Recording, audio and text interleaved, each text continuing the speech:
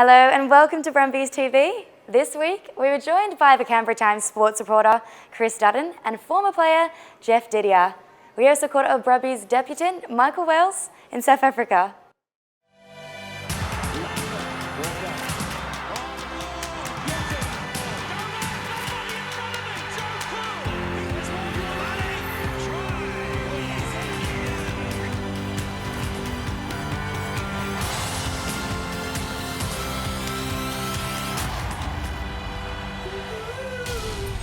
This week on Brumbies TV, we catch up with Super Rugby debutant Michael Wells. We look back at all the action from round 4, and Chris Dutton and Jeff Didier join us in the studio. Here with Michael Wells. Michael, made your debut against the Stormers. How was it? Yeah, it was a big childhood memory, knocking that down. Great experience. Newlands is a really awesome stadium, really built up. The atmosphere was really big. Obviously not the greatest result, but hopefully we can build for next week. What was it like when you got that tap on the shoulder saying that Stephen Larkham was going to put you on? I was a bit rattled. I had the bib on and I had a lot of people telling me to do different things, like get up, do this, do that, and I didn't realise I still had the bib on, and they're like, oh, you should probably take that off. So luckily, got that off and got on. Well, Michael, heading into this week's game against the Cheetahs, what are you guys expecting? Obviously another tough game. The Cheetahs are a bit more free running than the Stormers. I think there'll be a bit more running involved and it'll be a faster game, so hopefully we'll empty the tanks a bit more and hopefully bring back a better result than this week. And has Steve Larkham talked to anyone, I guess, about getting that first loss out of the way, now moving on? Yeah, obviously, we're going week by week, and we put that week behind us, take what we need to work on into next week, but we don't kind of dwell on the past, and you're only as good as your next game, I guess. And how important is it, I guess, to get a win heading into the game against the Chiefs at home in a week's time? Yeah, every win in a tournament like this, we're the front runners at the moment. We've got to kind of stay in front of everyone. Obviously, the Tars will pressure us as with the Rebels, so we just need to keep banking the wins, money in the bank towards the end of the season. All right, well, Michael Wells, thank you very much for spending time on Brumbies TV.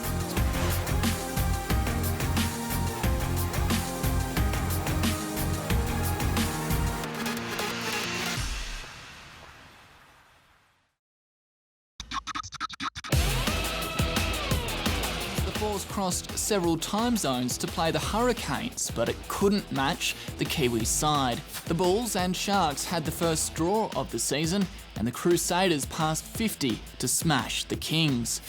It was a try-fest in Johannesburg as the Lions were too good for the Cheetahs, and the Chiefs scored in the dying minutes to steal the game from the Jaguars. The Brumbies are no longer on top of the table, sharing points with the Highlanders, Rebels and the Lions. The Sunwolves and Kings still looking for their first wins of the season.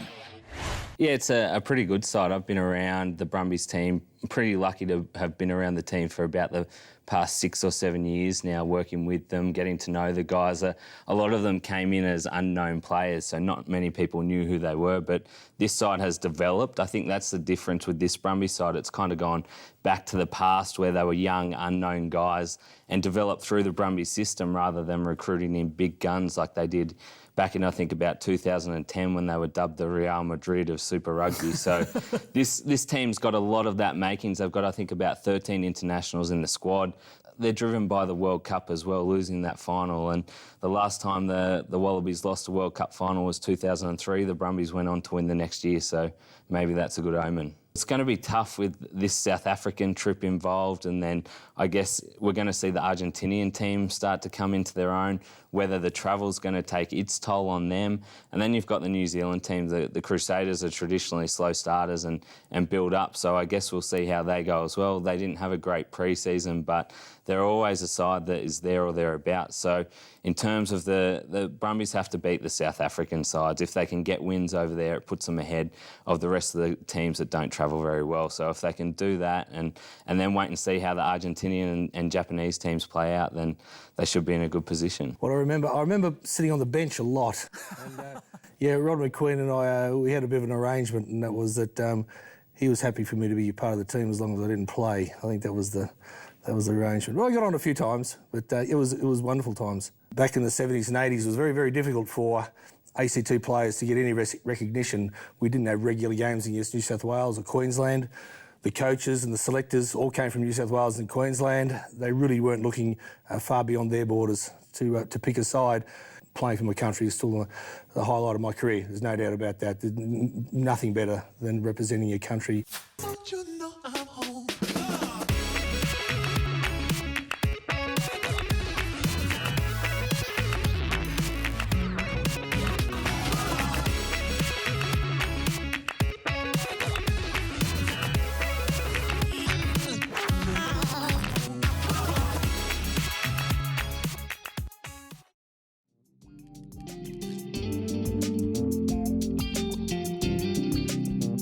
Growing up, Brumbies are a team that I've followed all through school, and I was lucky enough to be able to sign with the Brumbies outside of school and work with legends like George Greig and our coach now, Stephen Larkham, and it all happened so quick, but it was a bit surreal, and very, very proud and happy to be where I am now.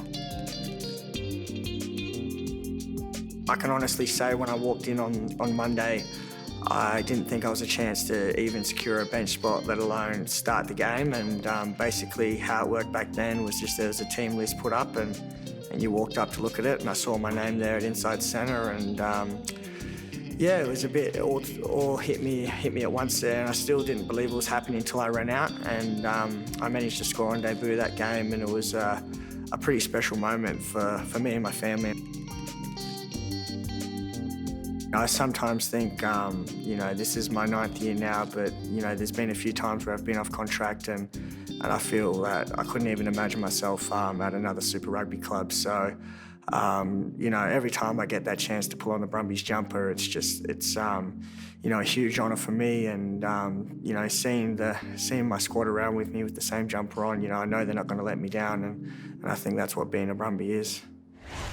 I have a confession to make. I was on a plane back from Dubai when I got the news. My phone went off as the plane was taxiing off the runway. But I was back a few hours later, obviously. But I've seen the tape. I went to the clubhouse the following morning, and it was just the most wonderful feeling. Because the last one we won was in 1991. So it's a long time between drinks. So it was wonderful for the club. Good for ACT Rugby as well. Of course, we won the women's as well. We won the Colts as well that day. It was just a great day for Royals. And I believe a great day for ACT Rugby. Oh, they'll be hurting. They'll still be hurting. And take it from me, Tuggeranong people, to the day you die, it will hurt. And I've played a lot of grand finals. I've played in more grand finals than most people have seen. And I can tell you right now, the ones I lost, they still hurt. So they won't get over that, regardless of what happens in the future, all right? So that's one thing.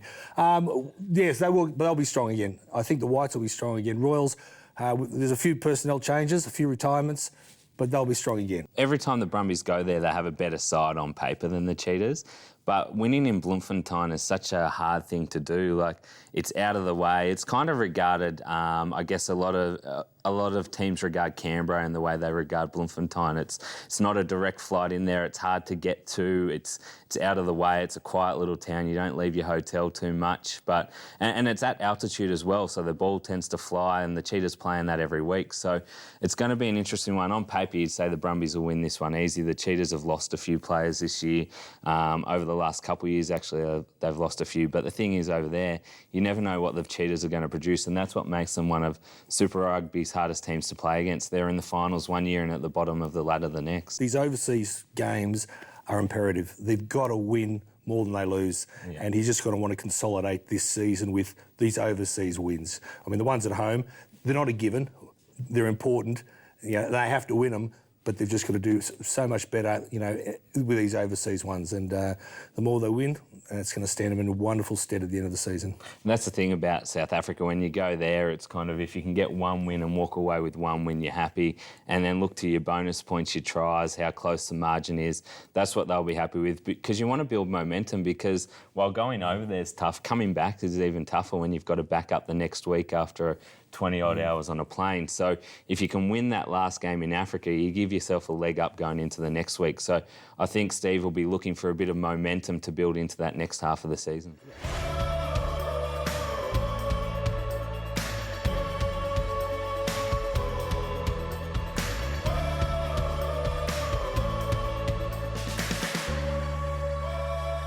And start breathing.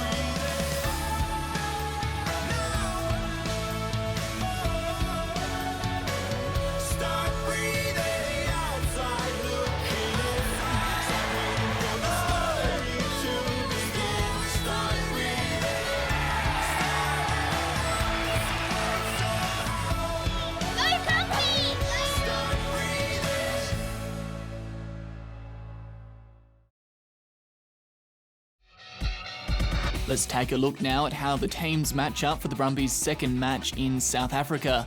The Brumbies have won 8 of their 11 encounters with the Cheetahs. At Free State Stadium, the Cheetahs have had the upper hand, with the Brumbies only coming away with the 1 win.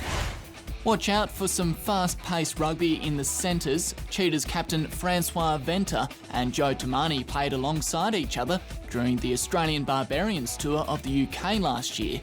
In other games this week, the Hurricanes are at home again. The Force have a second game in New Zealand up against the Chiefs in Waikato. The Rebels are at home to the Highlanders. Meanwhile, in South Africa, the Sharks look to continue their strong start to the season, and the Stormers head to Kaba for the first time this year to play the Jaguars.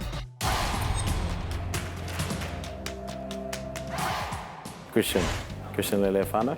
Is he Bernie's favourite or? Yeah, it's father and son. Well, I'd have to say probably Nick Juice now.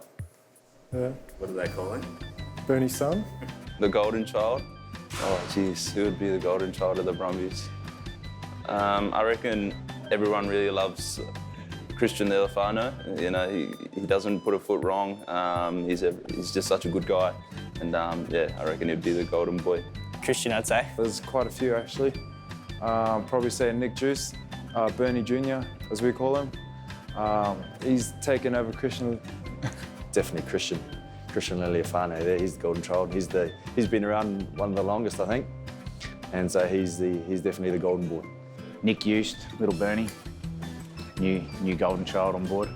Nick Juice, the new kid, everyone's been calling him Bernie's son lately, so yeah, Bernie's been taking him under his wing, so I reckon Juice is the golden child. I'd say it's probably a new one, eh? They call him Bernie's son because he's got a similar resemblance to him, so I'd say Nick Juice. Christian Leleafano. Yeah, no other reason really, yeah. Definitely Nick Eust, I think. I think Bernie kind of sees him as a small version of himself, so yeah, he's got a lot of seed and marking about him.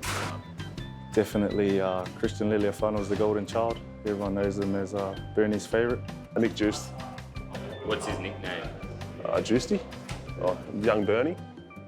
Oh, golden child, probably Christian Leleafano. Yeah, without a doubt. He's Bernie's favourite.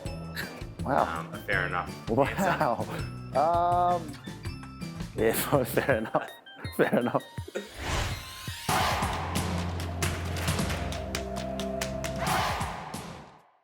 You know, once you're lacing your boots up, you know, getting ready. You get that jersey on, you're ready to go, you're ready to fire. And that's what that jersey gives me, supreme confidence. The team belief is just massive, and that's what this game is about. It's always exciting when you run out. Everyone goes nuts, you see the gold flags. You've been working all week preparing for this, and it's time to do your job. You can just hear the Brumbies chant throughout the crowd. You feel like you're bulletproof. This is our year. It's game on. We're ready to play.